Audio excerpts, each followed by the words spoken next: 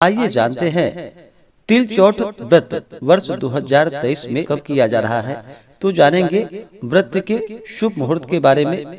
इस दिन पूजन के लिए क्या समय होगा और चंद्रोदय का समय क्या होगा। व्रत के दौरान क्या करना चाहिए, नहीं करना चाहिए, किन बातों का ध्यान रखना चाहिए।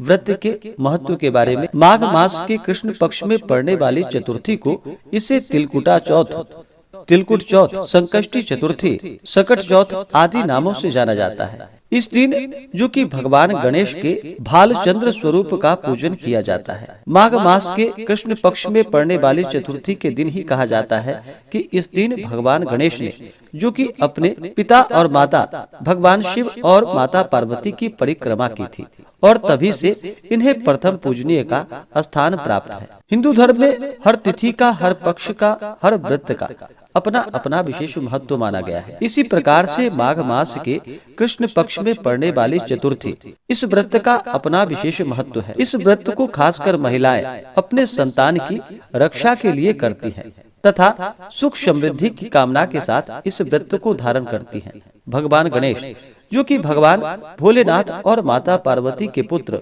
भगवान गणेश को प्रथम पूजनीय का स्थान प्राप्त है।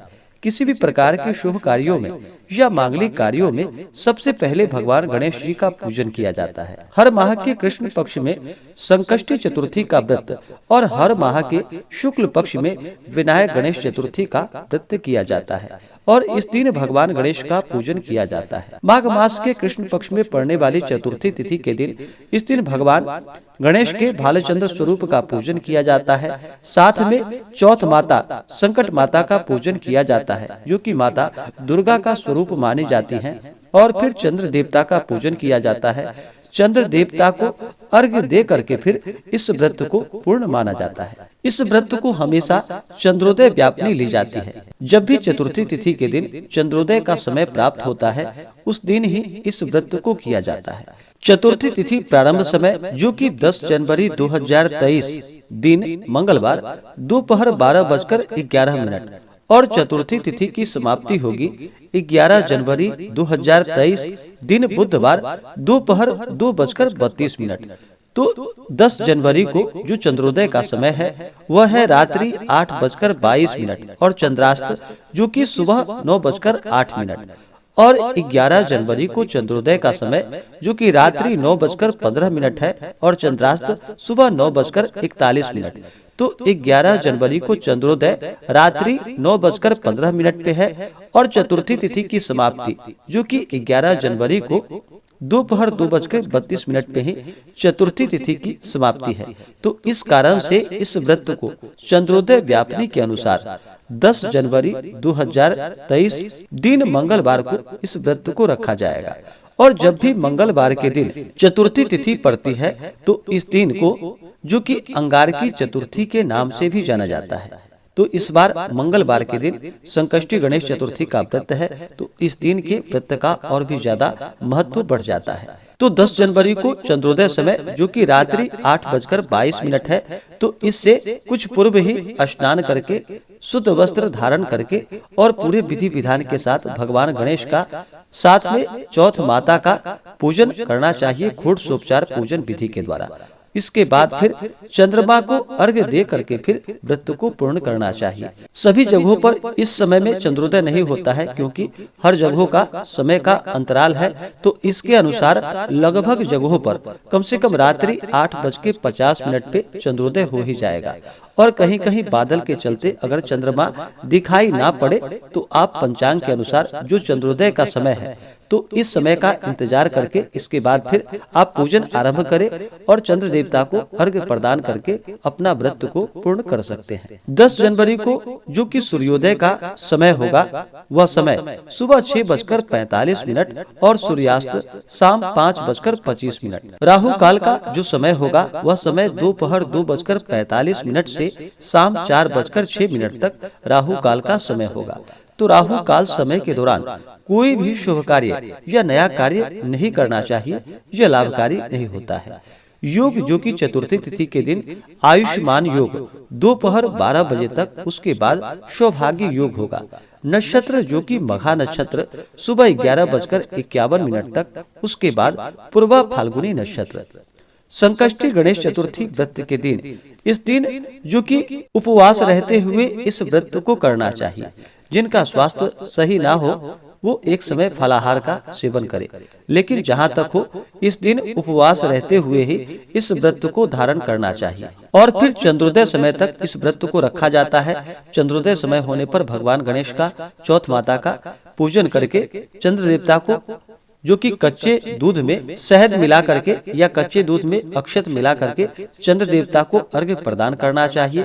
उसके बाद धूप दीप आदि से पूजन करके उसके बाद फिर व्रत पूर्ण माना जाता है। उसके बाद आप भोजन ग्रहण कर सकते हैं। अर्घ्य देते समय आप इन मंत्रों का उच्चारण करें तो लाभकारी होगा। मंत्र: क्षीरोदार्ण वसंभूत अत्रि गोत्र समुद्भव गृहाना अर्घ्यम शशांकेदम रोहिणी सहितम मम। इस प्रकार से मंत्र का उच्चारण करते हुए चंद्र देवता को अर्घ्य प्रदान करना चाहिए और फिर चंद्र देवता से प्रार्थना करनी चाहिए। प्रार्थना करते समय आप इन मंत्रों का उच्चारण करें: दधि शंख तुषाराभम क्षीरोदार्ण वसंभवम नमामि शशिनम सोमम शंभोर मुकुट भूषणम।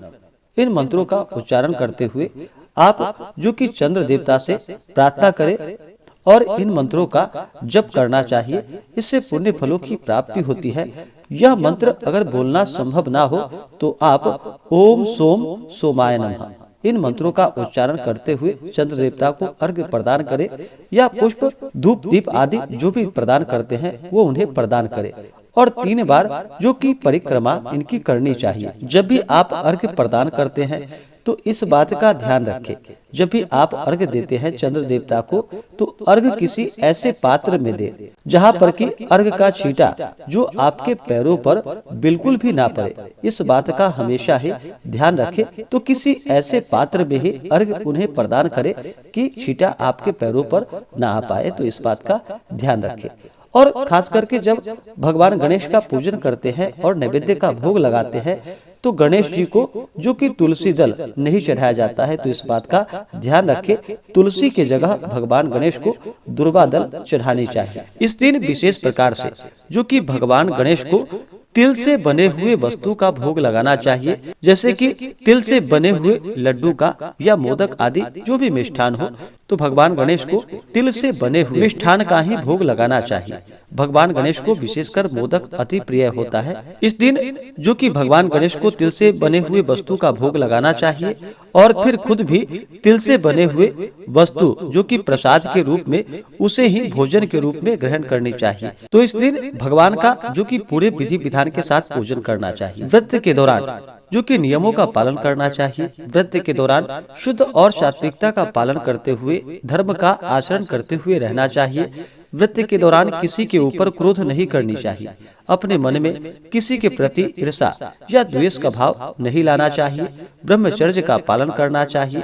अपने से बड़ों का सदा ही आदर और सम्मान करना चाहिए और पूर्ण श्रद्धा भक्ति भाव के साथ भगवान की पूजा करनी चाहिए। अगर व्रत के लिए मन में अश्रद्धा हो तो उस व्रत को नहीं करनी चाहिए, क्योंकि वह व्रत निष्फल ही माना जाता है। तो पूर्ण श्रद्धा भक्ति भाव के साथ ही पूजन आदि का कार्य करना चाहिए, तभी जाकर के पुण्य फलों की प्राप्ति होती है। तो आशा करता हूँ कि जानकारी आपको अच्छा लगा हो।